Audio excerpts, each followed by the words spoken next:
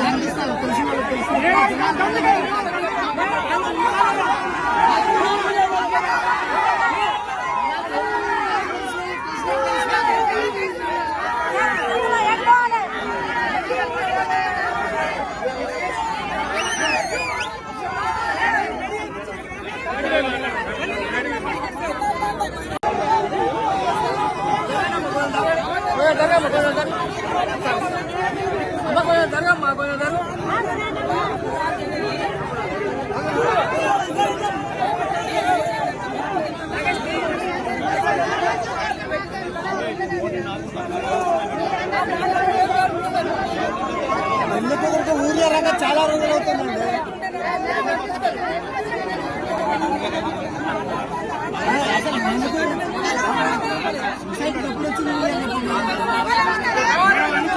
Hi, this is Swathi.